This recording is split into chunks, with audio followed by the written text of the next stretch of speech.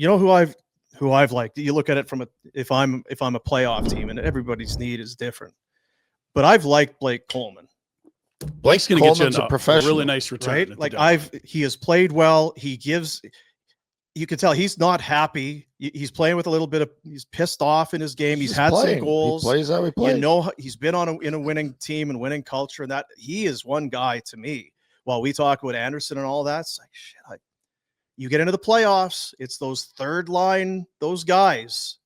A lot of times they end up being if you're another team, if I'm another team, you've got. You remember what Tampa gave up for Yanni Gourde last year? No, 2 firsts. That's a third line winger. I'm not saying you're going to get that. He's got 1 year left on his deal. It's 4.9. That is absolutely, he's a value deal.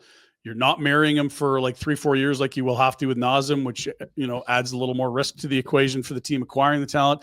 He's got 2 rings, proven winner.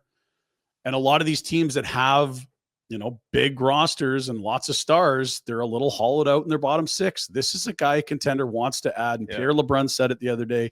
There are teams lining up saying, when Blake Coleman's available, that's a guy I want. So what are we waiting for? See what I just said? Closer to the deadline. So more salary rolls off and you get more teams bidding. More injuries will stack up. I do not think it's worth the risk.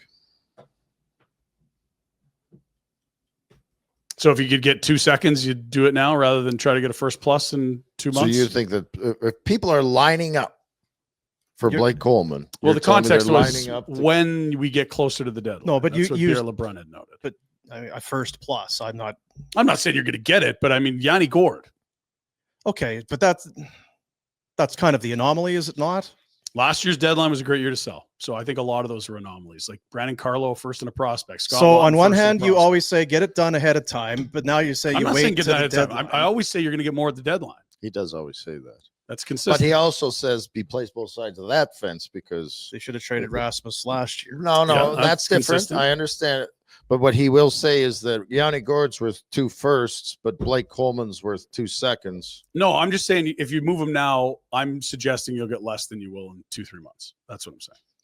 I think with Conroy right now, the whole thing, I'm going to trade these guys, but not for, unless the offers, that's what we would take at the deadline. Then that's the only way I would do it now. I'm not going to be worried about injuries, specifically with Coleman. He's got another year left. Who cares if he gets hurt? Bring him back, trade him next year. Anderson maybe is a little bit different because he's expiring, but I'm with you. You need his play to come up a little bit too. You talk about it all the time, Rhett. It's asset management.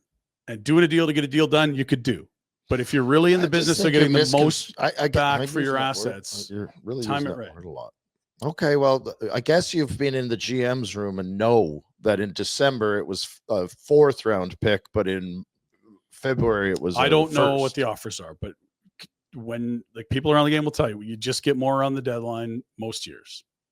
Hey, buddies, thanks for watching. We appreciate it. Also, if you could throw in a like and subscribe, it does help us out with what it is we are doing. And check out more at flamesnation.ca.